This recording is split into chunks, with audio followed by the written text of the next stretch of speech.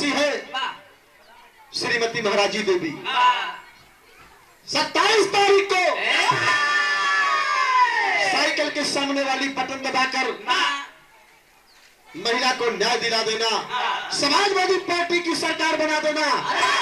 हो सकता है गायत्री प्रसाद प्रजापति की रिहाई हो जाए। मेरे साथियों, मैं आप लोगों से निवेदन कर रहा हूं, एक महिला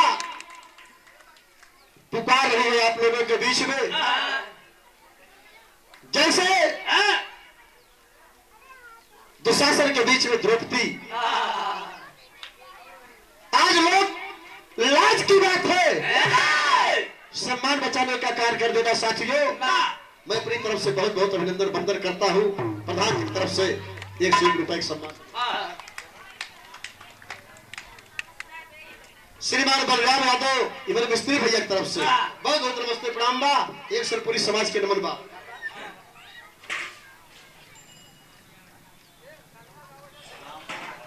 श्रीमान राम खिलावर यादव प्रधान जी खड़ा रहा और हो प्रधान है तब दू सब कैसे काम चले। 51 रुपए का सम्मान काटक भोजपुरी पालागी जय सीताराम बा। आए पनात छनाते हुई और का कहिए बेटो नाते हो यार। देखा जागन और जमुना की प्रसंग चलत बा, जैसे राहुल और अंजू को ये नहीं दू जने के नाते कुल होत बा। बड़का भैया गीत बदल गई। 12 बजे रात की जमुना अपन सिंगार कही के कुछ अब पहुंच के जागन के डेरा में अपने नाम के अंगूठी जागन के पहिराई के और जागन के मुनरी लेके चल पड़ी। सबेर भा जब सबेर भा तब तर्ज बदल गई। हर लागल लहंगा मेराग, हर लागे लहंगा मेराग, बुझाई काई से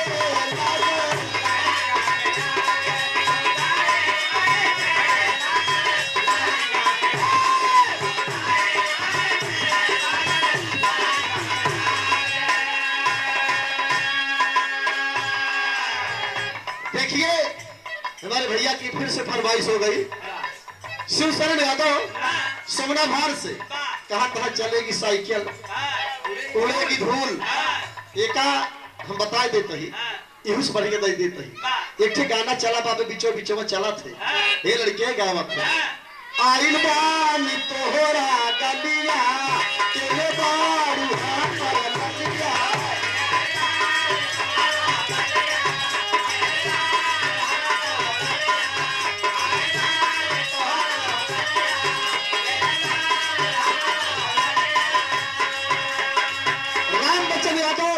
मई की धरती से 51 रुपया पुरस्कार। जय अखिलेश यादव, जय समाजवाद।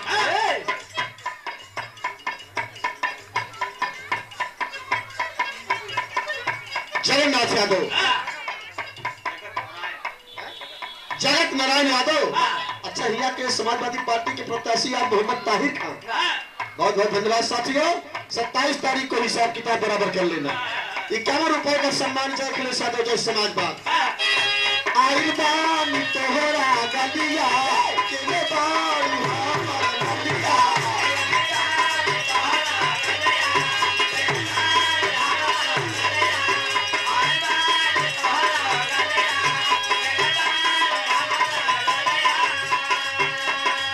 देखना यारा के कैसन भइल बा हलिया।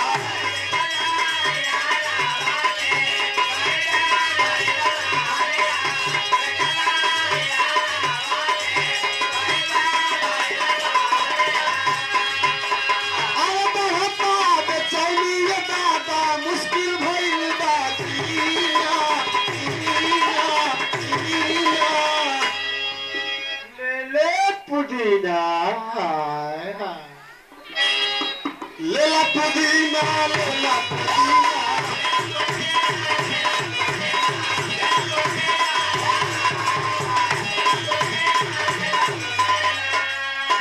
लेकिन साथियों ध्यान देना 27 फरवरी को साइकिल के सामने वाली बटन दबा देना। विधानसभा असम्बली से मोहम्मद ताहिर को और अमेठी से श्रीमती महाराजी देवी को भारी मतों से जिता देना, यही आप लोगों से निवेदन है। 22 में 24 सबके यही बात है।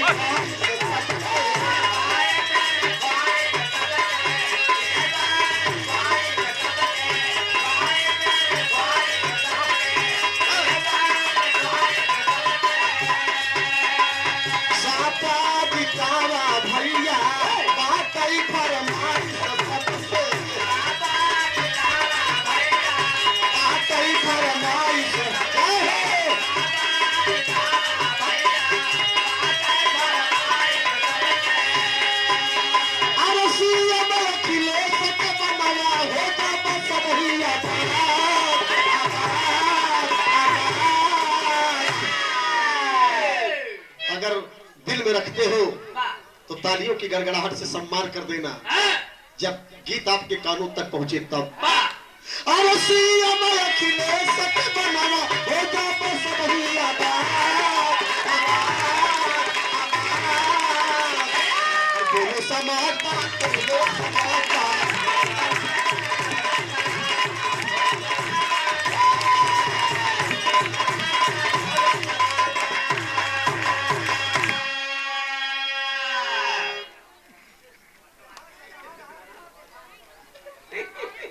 समाजवादी पार्टी के गीत पर खुश होकर आप श्रीमान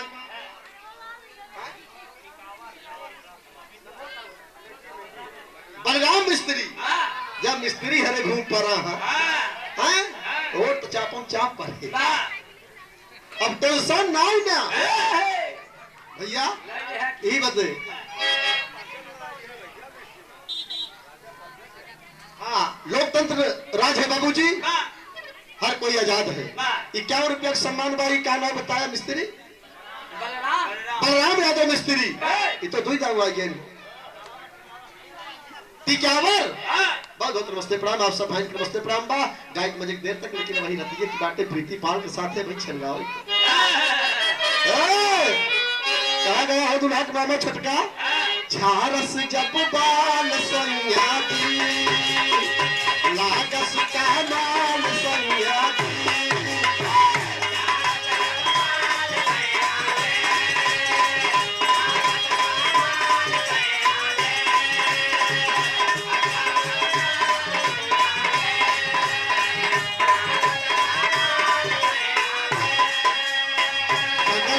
निकाल सैया जी उड़ावस रुमाल सैया जी, गली से निकाल सैया जी।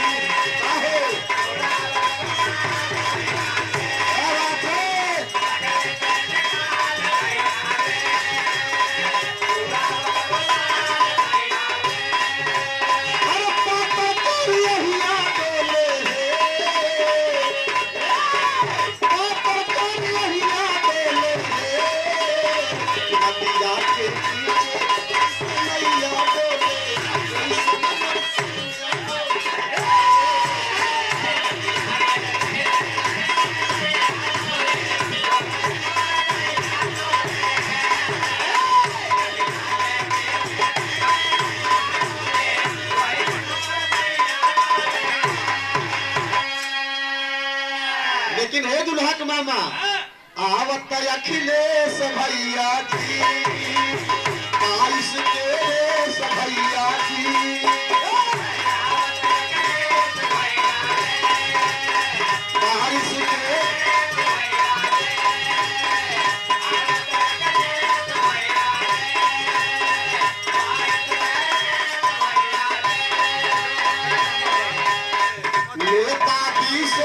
भैया जी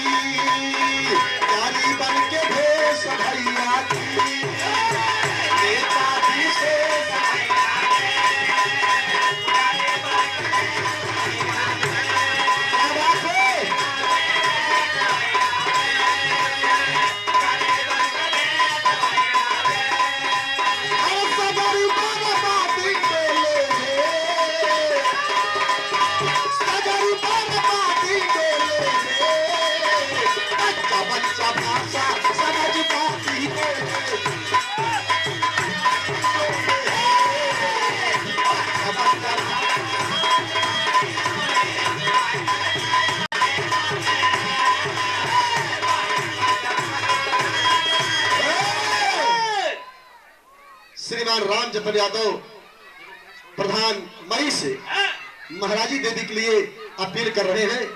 आप लोग तालियों की गड़गड़ाहट से बता दीजिए कि हम लोग महाराजी देवी को टिका देंगे। 100 रुपए के सम्मान प्रधान जी को बहुत बहुत नमस्ते प्रणाम। आप सब भाइयों को नमस्ते प्रणाम बा।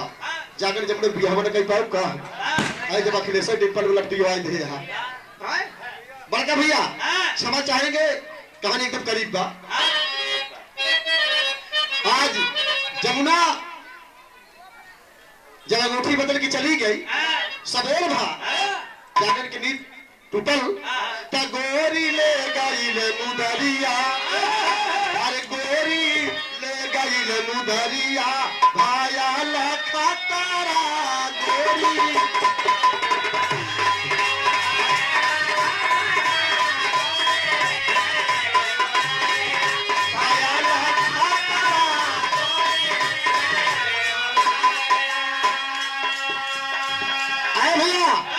दूल्हे राजा की तरफ से 500 रुपए के सम्मान।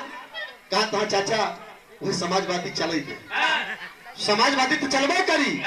अभी चुनावी समर में अगर समाजवादी न हुई तो क्या हुई, लेकिन अब 500 रुपया के सम्मान में आपके 5 मिनट बाद तनी हमारे मन के कुछ हो गया। जमुना और जागर जैसे त्योहार तो ठीक है मंजू के साथ है यार, ये दूल्हा काफिर में लटकावा जी ये मनोकामना पूर्ण हो गया। ए भैया जमुना जब चली गई अपने बाप के साथ उड़न बिहार, जागन के नींद टूटल कहीं मुनरी कैसन बदल गई। ध्यान भइल कहे कि बस वह गंगा जी में जब नाव चलावत रहे वही के कलाकारी है। उता उड़न बिहार पहुंच गए लेकिन हर तबीयत इनकर खराब हो गई। यार दोस्त कहे का हो यार चलबा में आज चला चला के तो भी आई कहता भैया पूरे बैठल लू केहू कुछ कहे तो कह भाई ए सब कहे इतना हट्टा कट्टा जवर के डांटा था। ए भैया जागर की तबीयत खराब हो गई यार दोस्त कहे ले चला के इनके घरे पहुंचाई जा नहीं तो सरवा डांट जाई। ए बेटा है इनके रोका लड़की और बोले न पावे। यार देखा दूल्हे राजा अच्छे देखा ही मौका की गीत आई है पत्ती बढ़ाई लाल आए आए भाग बदल गई। ए सैया ए राजा ए दुल्हा ए कदैया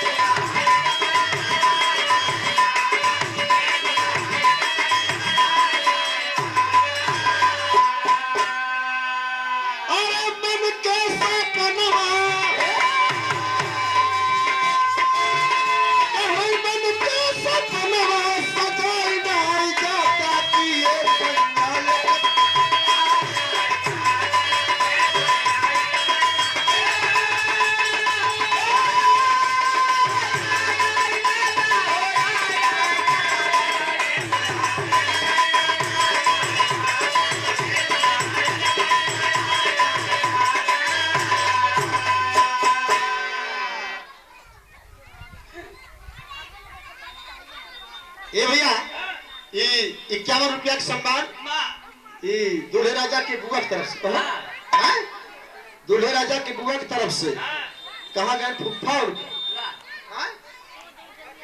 कब्बई से कहा था सब ससुरारी आई है इनका सबके खलीफा गाड़ी जरूर गाय दे तो गाड़ी सुनाई दे हमें ऐसी बात नहीं बा सब और तैयारी हो चुकी है। कल्लू भैया कहाँ गया के आई जाए दवाई बड़ा जोर शोर बचा रहा है ताल का लेकिन अभी तक चलत बात तनी बनी कैसे सातों नदिया परवा से मोर भैया मेरे नदी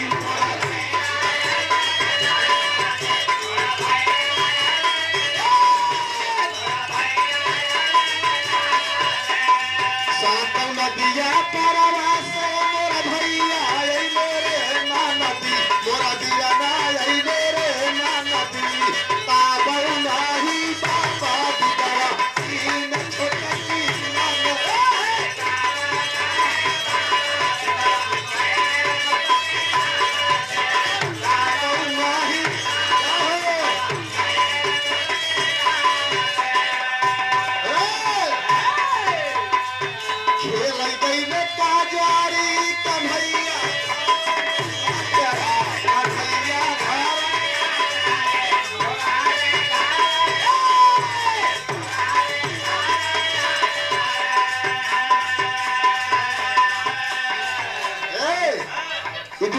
के बड़की मामी की तरफ से छोटकी मामी आई यहाँ हो पता लगाए नहीं में दुल्हा के बड़की मामी की तरफ से 500 रुपया का सम्मान बा और दुल्हा की तरफ से 500 रुपया का सम्मान बा। घबराया जी हम गड़बई कर हाथ छोड़ दी नहीं थे का करी केकर केकर मनोवा राखी अकेले जियरा 1000 रुपए का सम्मान बहुत बहुत नमस्ते प्रणाम बा दूल्हे राजा के मामा मामी दोनों जने का कहे का मामा मामी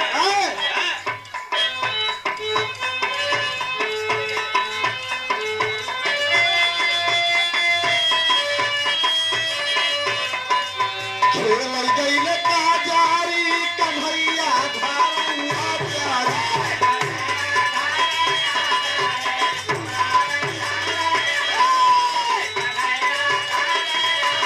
खेल गईले का जारी कन्हैया धारिया चारी मुरारी धारिया चारी लागल गाया चरिया झाला तीर छोटकी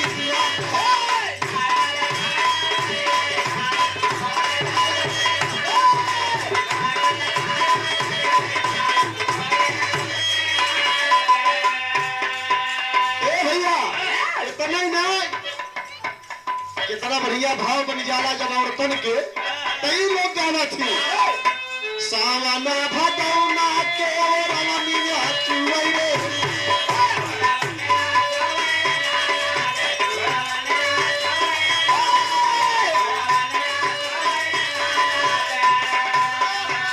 सावना भदौना के रवनिया चुवई रे नदी ओ रवनिया चुवई रे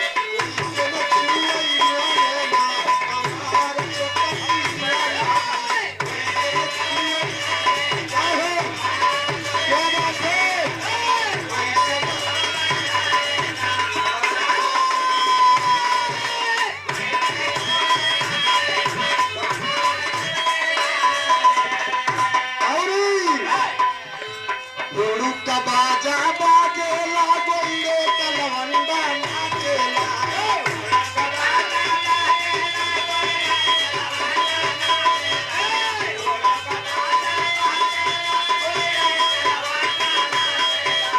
अरे हुड़ू का बाजा बाजेला गोंडे कलवंडा नाचेला नाच दे जाई अहिरे मोर बालंगा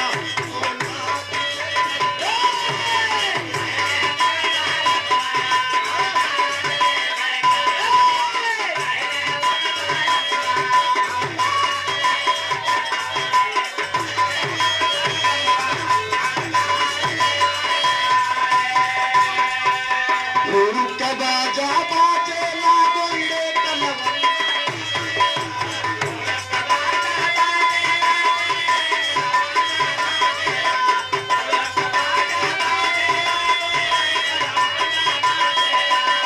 हेलो हुड़ू का बाजा बाजेला गोंडे कलवंडा नाचेला नाच देखई जाई अहिरे मुआ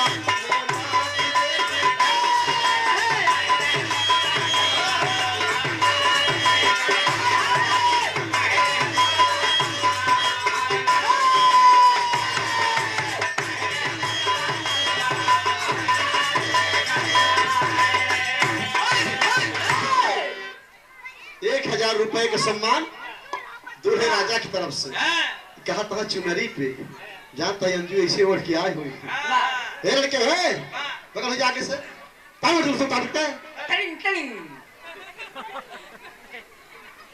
साउंड के लगे कुर्सी उठा बिटिया वहां कहला दूल्हा वाला सब हम एक बार अंगऊ रखे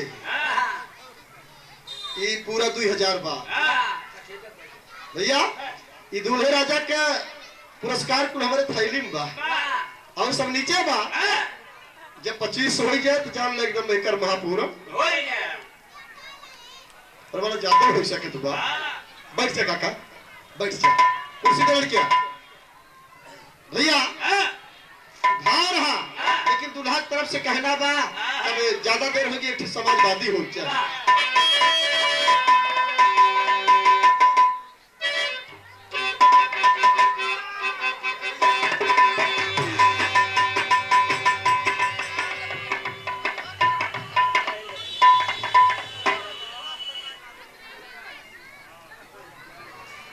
अरे भाई जब समाजवादी वाली बात मत समाजवादी के रूपरेखा में रहा गाना हो समाजवादी की ना टोपी और आगे करा मानो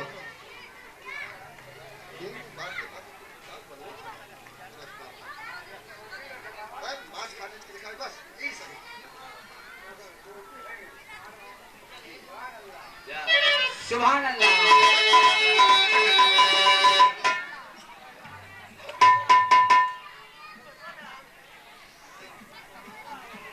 देखा हम समाजवादी पार्टी के अपने लम्बुआ विधानसभा 190 से विधानसभा अध्यक्ष भी है। हमका कोनो गुरेज ना लगावे बजाय कोनो आचार संहिता और आचार संहिता जैसे ना मुकदमे वैसे उठे जय भूषण भैया के हुंडा में कार्यक्रम करे सरकार खलीफा पगला जी एरिया बड़ी खतरनाक बा है। हम कह रहा जो हम तो पहले से सुल्तान नहीं हमारे जिला के नाम जाना था ना सुल्तानपुर है जो सुल्तान है वही तो सुल्तान है। चला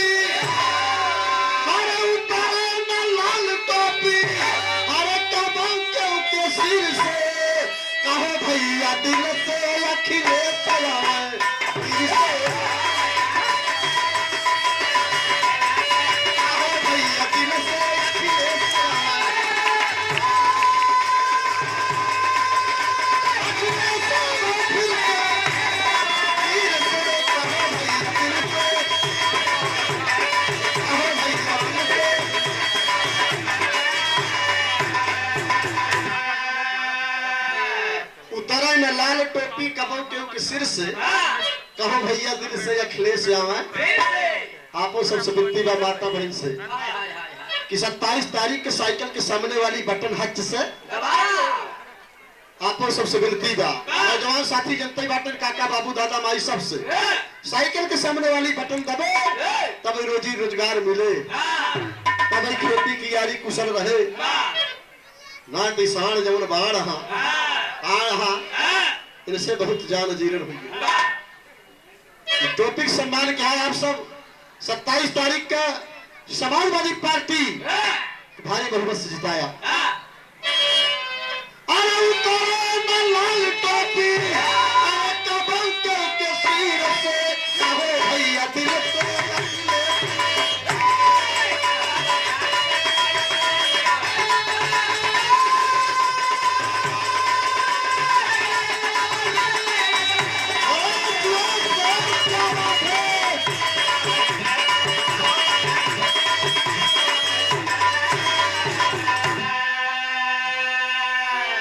मेरे साथियों मैंने कई बार आग्रह किया और दूल्हे राजा ने 1000 रुपए का पुरस्कार दिया और कहे कि समाजवादी गीत चलने दीजिए।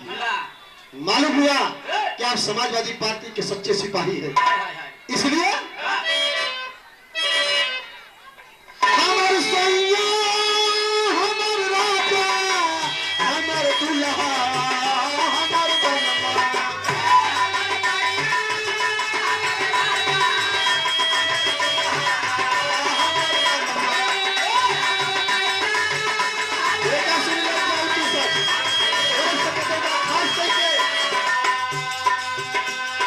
सैया जी हमर दुल्हा जी हमर सैया जी साइकिल से बोले कि जय जय अखिलेश बोले हमर सैया जी साइकिल से कि जय जय अखिलेश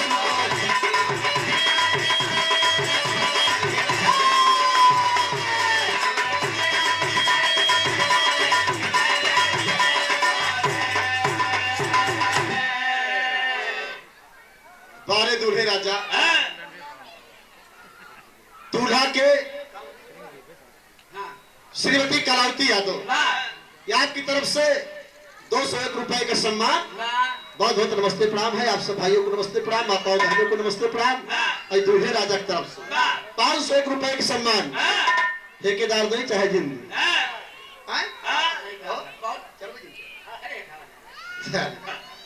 छोड़ा पूरा 25 हुई जुगल जोड़ी बनी रहा सोहरवा गाँव आज वैसे सुबह कहे जाब तभी तो मालिक को दिन दिखाई है अब भाई तू जैकेट पहिरे सदरी तब रंगबाजी में कमी ना हो चाहिए लेकिन तू नहीं नबेली तू नहीं कहत बा जब उससे कहे सब पूछे कि बतावा के का उठ देबू तू नहीं लिया कहे हमसे जिन पूछा कहे सुतई तोहरे वो ईसाई दूसरे पार्टी में चलता है तू नहीं लिया कहे हमारे वो तो पक्का समाजवादी है हमारे सैया हमारे राजा हमारे दुल्हा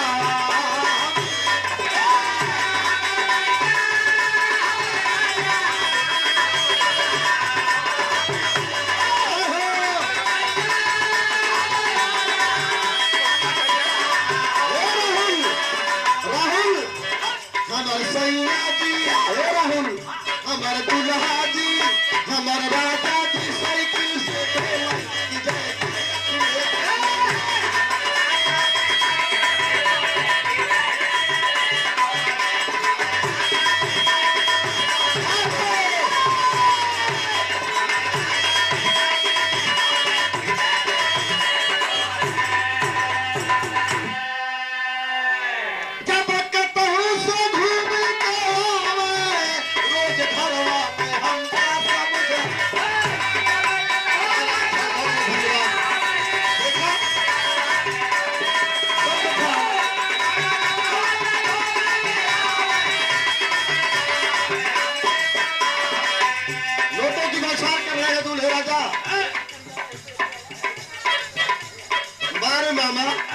दुल्हा के मामा है बहुत बहुत धन्यवाद बा हमका एक चौंतरा ना दिखात पर दुल्हा के मामा है कि दुल्हा के ना सजा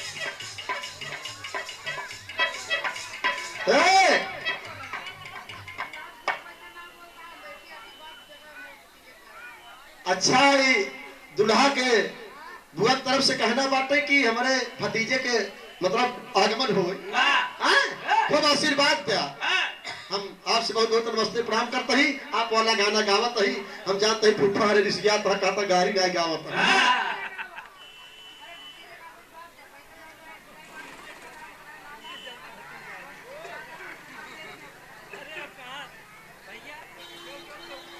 भैया हमार ब्रिजेश यादव सुल्तानपुर कचहरी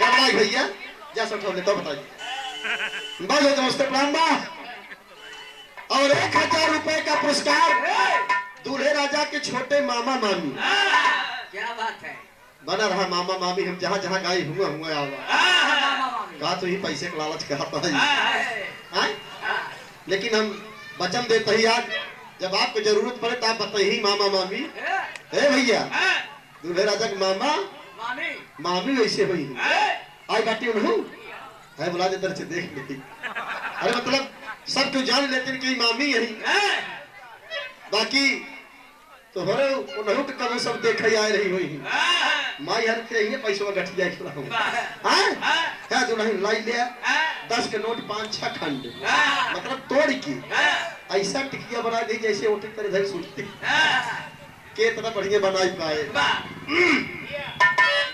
ये हमारे ये हम देखा दुल्हा बुआ आई कहीं कि उनका हमारे भतीजे का आशीर्वाद दे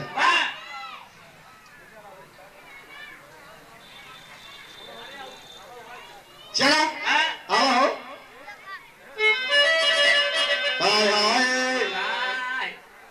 जब दुल्हे राजा ससुरारी से आवे लागे तो सखी लोग पकड़ नहीं कहीं है जीजिया तो हमारे कितना इनका खून